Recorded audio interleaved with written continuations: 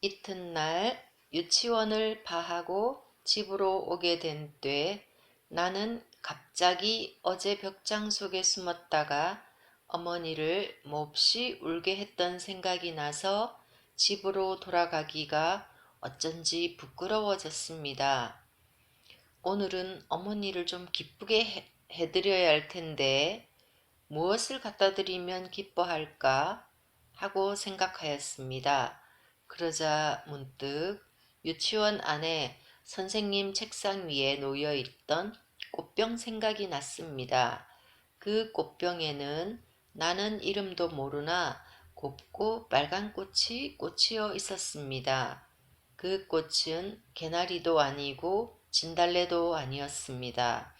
그런 꽃은 나도 잘 알고 또 그런 꽃은 벌써 피었다가 져버린 후였습니다. 무슨 서양꽃이려니 하고 나는 생각하였습니다. 나는 우리 어머니가 꽃을 사랑하는 줄을 잘 압니다. 그래서 그 꽃을 갖다가 드리면 어머니가 몹시 기뻐하려니 하고 생각하였습니다. 그래서 나는 도로 유치원 방 안으로 들어갔습니다. 마침 방 안에는 아무도 없었습니다. 선생님도 잠깐 어디를 가셨는지 보이지 않았습니다. 그래 나는 그 꽃을 두어 개 얼른 빼들고 다름질쳐 나왔지요. 집에 오니 어머니는 문간에서 기다리고 있다가 나를 안고 들어왔습니다. 그 꽃은 어디서 났니? 곱구나 하고 어머니가 말씀하셨습니다. 그러나 나는 갑자기 말문이 막혔습니다. 이걸 엄마 드리려고 유치원서 가져왔어 하고 말하기가 어째 몹시 부끄러운 생각이 들었습니다. 그래 잠깐 망설이다가 이 꽃 저 사랑 아저씨가 엄마 갖다 주라고 줘 하고 불쑥 말했습니다. 그런 거짓말이 어디서 그렇게 툭 튀어나왔는지 나도 모르지요. 꽃을 들고 냄새를 맡고 있던 어머니는 내 말이 끝나기가 무섭게 무엇에 몹시 놀란 사람처럼 화닥닥 하였습니다. 그러고는 금시에 어머니 얼굴이 그 꽃보다 더 빨갛게 되었습니다. 그 꽃을 든 어머니 손가락이 파르르 떠는 것을 나는 보았습니다. 어머니는 무슨 무서운 것을 생각하는 듯이 방안을 휘 한번 둘러보시더니 오키야 그런 걸 받아오면 안 돼 하고 말하는 목소리는 몹시 떨렸습니다. 나는 꽃을 그렇게도 좋아하는 어머니가 이 꽃을 받고 그처럼 성을 낼 줄은 참으로 뜻밖이었습니다. 어머니가 그렇게도 성을 내는 것을 보니까 그 꽃을 내가 가져왔다고 그러지 않고 아저씨가 주더라고 거짓말을 한 것이 참 잘 되었다고 나는 속으로 생각했습니다. 어머니가 성을 내는 까닭을 나는 모르지만 하여튼 성을 낼 바에는 내게 내는 것보다 아저씨에게 내는 것이 내게는 나았기 때문입니다. 한참 있더니 어머니는 나를 방 안으로 데리고 들어와서 오키야 너 이 꽃 이 얘기 아무 보고도 하지 말아라 응? 하고 다 일러주었습니다.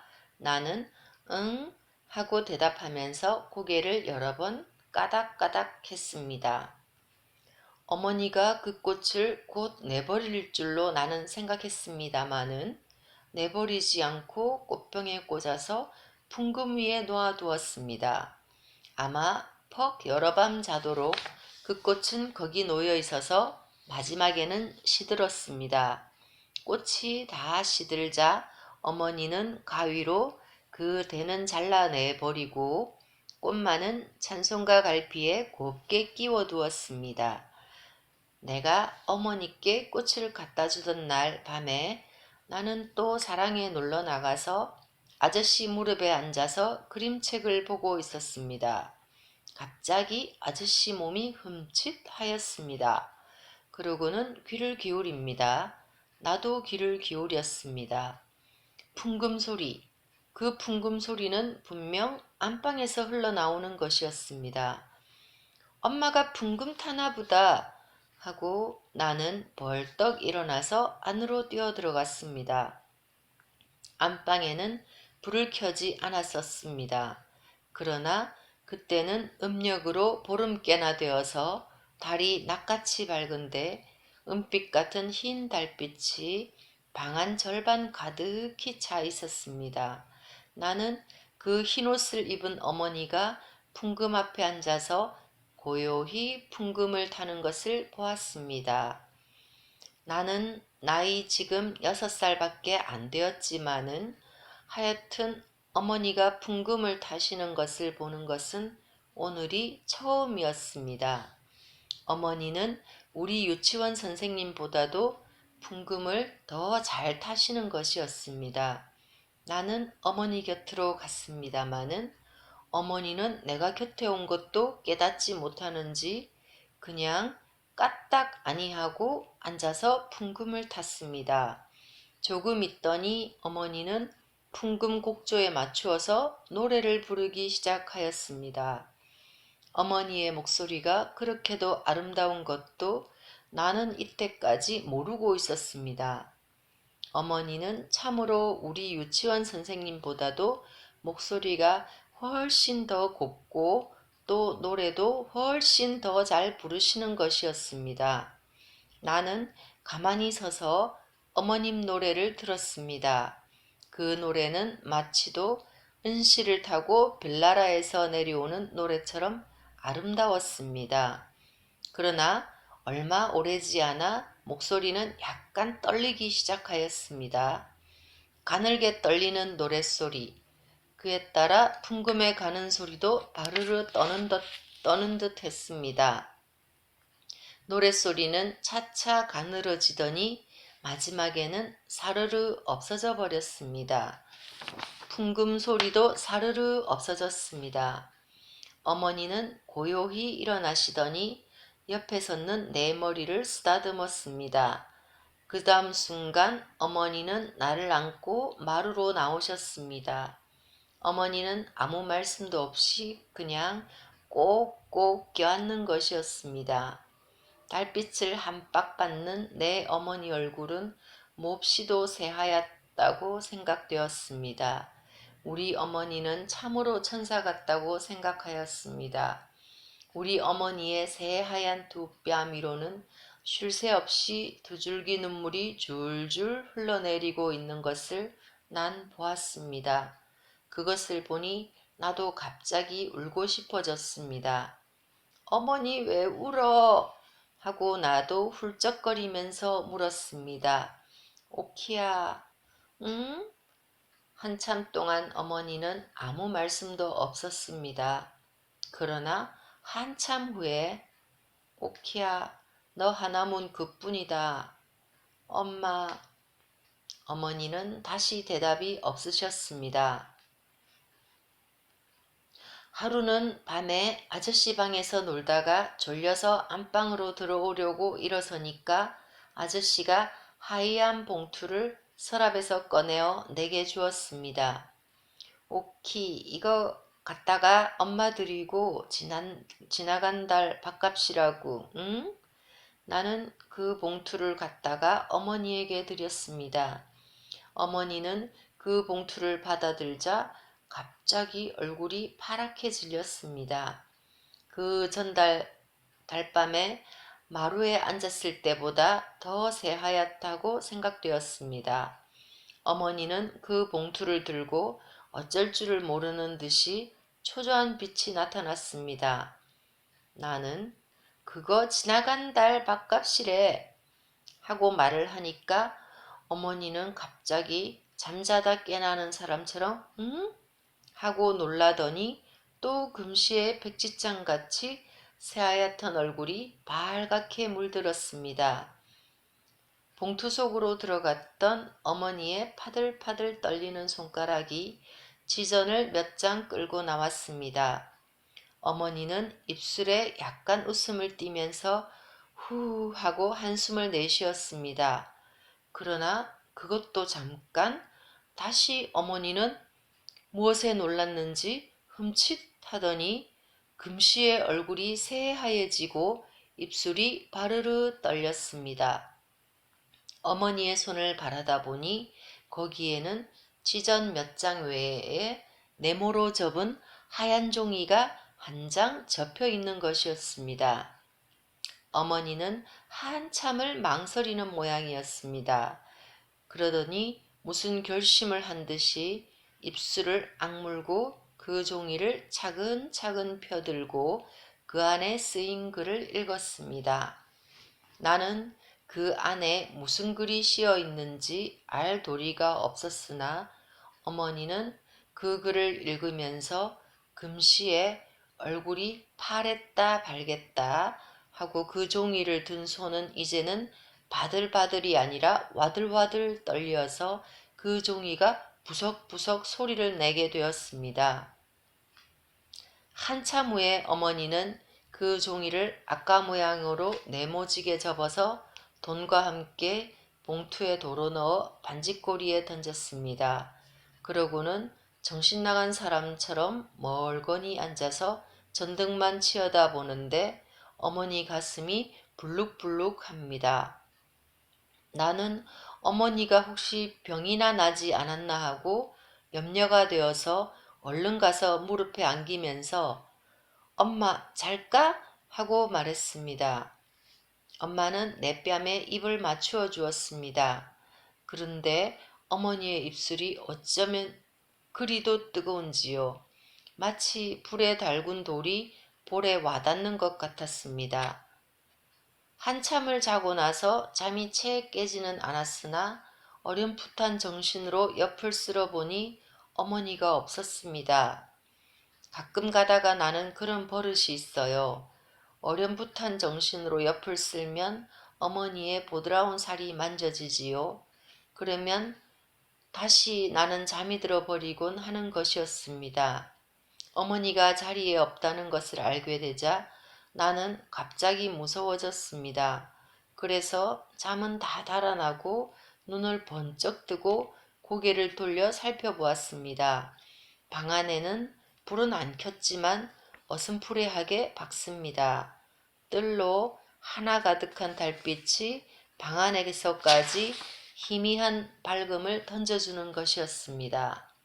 민목을 보니 우리 아버지의 옷을 넣어두고 가끔 어머니가 꺼내서 쓸어보시는 그 장롱문이 열려 있고 그 아래 방바닥에는 흰옷이 한 무더기 널려 있습니다. 그리고 그 옆에는 장롱을 반쯤 기대고 자리옷만 입은 어머니가 주춤하고 앉아서 고개를 위로 쳐들고 눈은 감고 무엇이라고 입술로 소곤소곤 외우고 있는 것이 보였습니다. 아마 기도를 하나 보다 하고 나는 생각했습니다.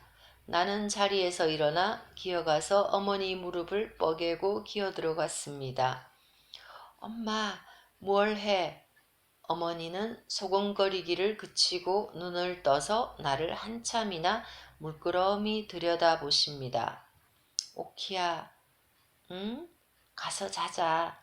엄마도 같이 자. 응, 그래, 엄마도 같이 자. 그 목소리가 어째 싸늘하다고 내게 생각되었습니다. 어머니는 돌아가신 아버지의 옷들을 한 가지씩 들고는 가만히 손바닥으로 쓸어보고는 장롱 안에 넣었습니다. 하나씩 하나씩 쓸어보고는 장롱에 넣고 나요.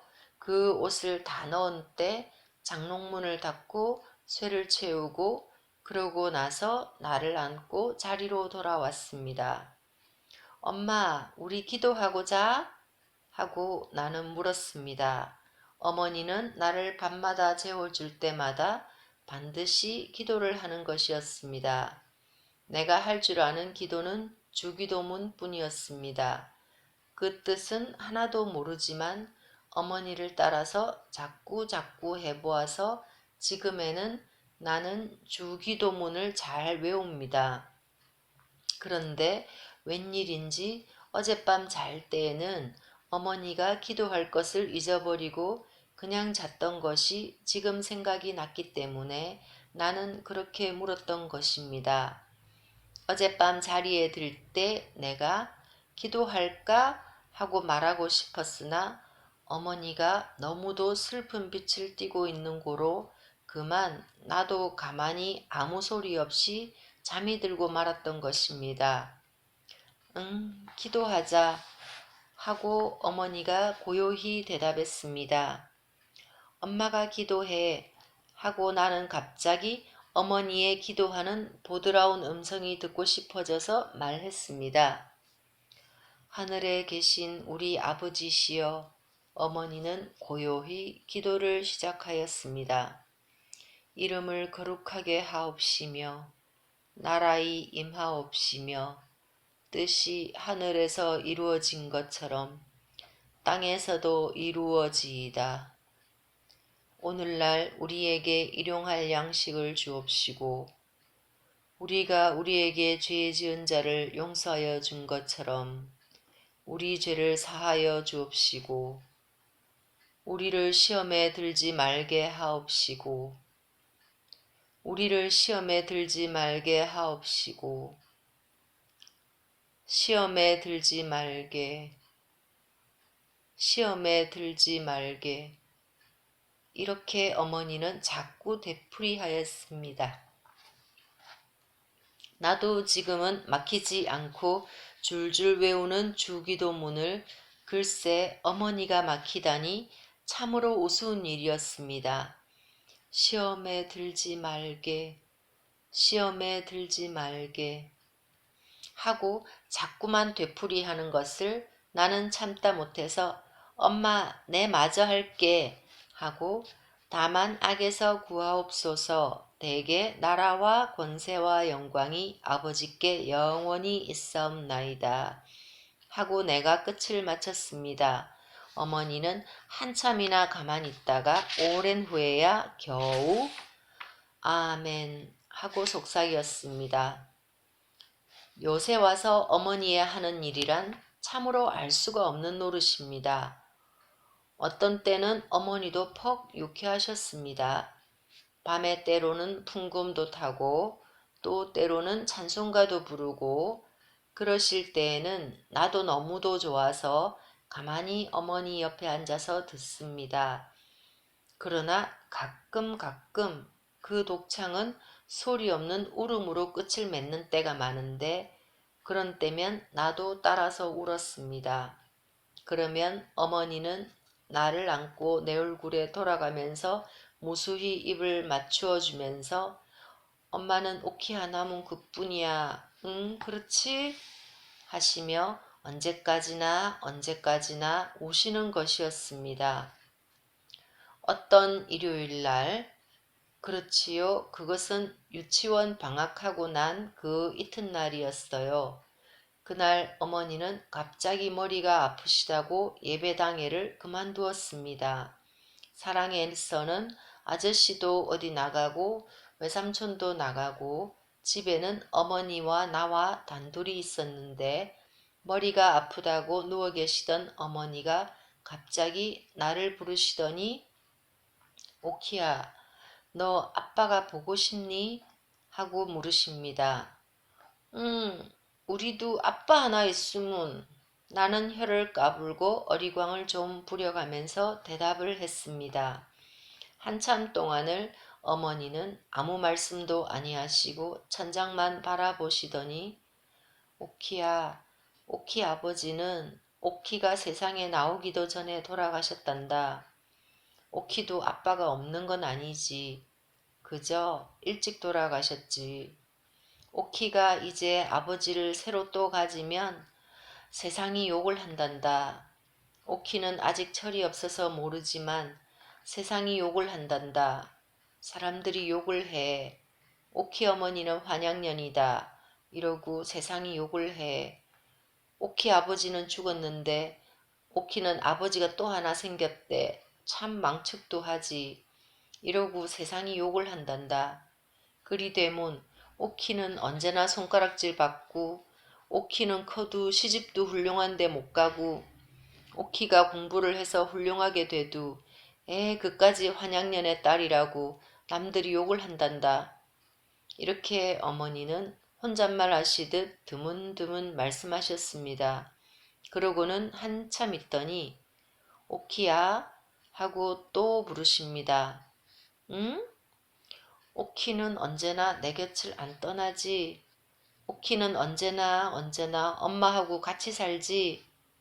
오키는 엄마가 늙어서 꼬부랑 할미가 되어도 그래도 오키는 엄마하고 같이 살지. 오키가 유치원 졸업하고 또 소학교 졸업하고 또 중학교 졸업하고 또 대학교 졸업하고 오키가 조선서 제일 훌륭한 사람이 돼도 그래도 오키는 엄마하고 같이 살지. 응? 오키는 엄마를 얼만큼 사랑하나? 이만큼 하고 나는 두 팔을 쫙 벌려 보였습니다. 응? 얼만큼? 그만큼. 언제나 오키는 엄마만 사랑하지.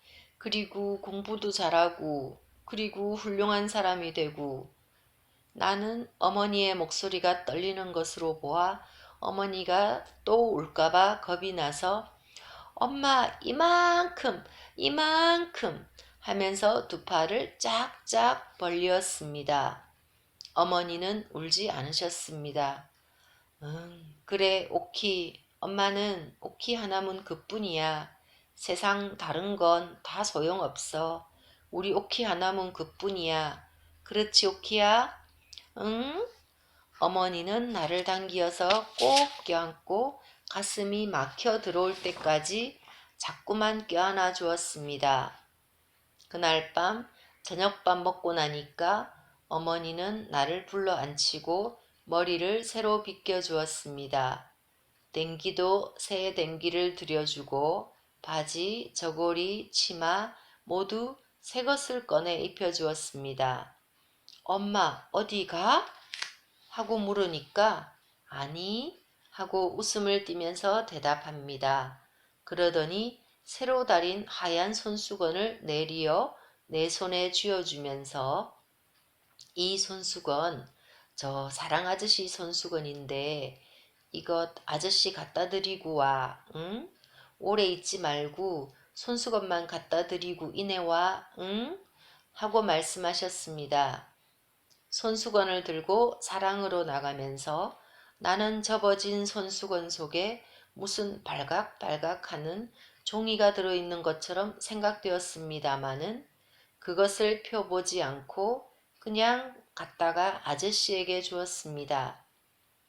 아저씨는 방에 누워있다가 벌떡 일어나서 손수건을 봤는데 웬일인지 아저씨는 이전처럼 나보고 빙그레 웃지도 않고 얼굴이 몹시 파래졌습니다. 그리고는 입술을 질근질근 깨물면서 말 한마디 아니하고 그 수건을 받더군요. 나는 어째 이상한 기분이 들어서 아저씨 방에 들어가 앉지도 못하고 그냥 되돌아서 안방으로 돌아왔지요. 어머니는 풍금 앞에 앉아서 무엇을 그리 생각하는지 가만히 있더군요. 나는 풍금 옆으로 가서 가만히 그 옆에 앉아 있었습니다. 이윽고 어머니는 조용조용히 풍금을 타십니다. 무슨 곡조인지를 몰라도 어째 구슬프고 고즈넉한 곡조야요. 밤이 늦도록 어머니는 풍금을 타셨습니다. 그 구슬프고 고즈넉한 곡조를 계속하고 또 계속하면서 여러 밤을 자고 난 어떤 날 오후에 나는 오래간만에 아저씨 방에 나가보았더니 아저씨가 짐을 싸느라고 분주하겠지요. 내가 아저씨에게 손수건을 갖다 드린 다음부터는 웬일인지 아저씨가 나를 보아도 언제나 퍽 슬픈 사람, 무슨 근심이 있는 사람처럼 아무 말도 없이 나를 물끄러미 바라다만 보고 있는 고로 나도 그리 자주 놀러 나오지 않았던 것입니다. 그랬었는데 이렇게 갑자기 짐을 꾸리는 것을 보고 나는 놀랐습니다. 아저씨 어디 가오? 멀리로 간다. 언제? 오늘. 기차 타고? 기차 타고. 갔다가 언제 또 오우? 아저씨는 아무 대답도 없이 서랍에서 이쁜 인형을 하나 꺼내서 내게 주었습니다. 오키, 이거 가져. 응? 오키는 아저씨 가고 나면 아저씨 이내 잊어버리고 말겠지? 아니? 하고 얼른 대답하고 인형을 안고 안으로 들어왔습니다. 엄마 이것 봐. 아저씨가 이건 나 줬다우. 아저씨가 오늘 기차 타고 먼 데로 간대. 하고 내가 말했으나 어머니는 대답이 없으십니다. 엄마, 아저씨 왜 가우? 학교 방학했으니깐 가지. 어디로 가우? 아저씨 집으로 가지 어디로 가? 갔다가 또 오우? 어머니는 대답이 없으십니다. 난 아저씨 가는 건 나쁘다. 하고 입을 쫑긋했으나 어머니는 그 말에 대답 않고 오키야 벽장에 가서 달걀 몇 알 남았나 보아라. 하고 말씀하셨습니다. 나는 깡충깡충 방 안으로 들어갔습니다. 달걀은 6알이 있었습니다. 6알! 하고 나는 소리쳤습니다. 다 가지고 이리 나오너라. 어머니는 그 달걀 6알을 다 삶았습니다.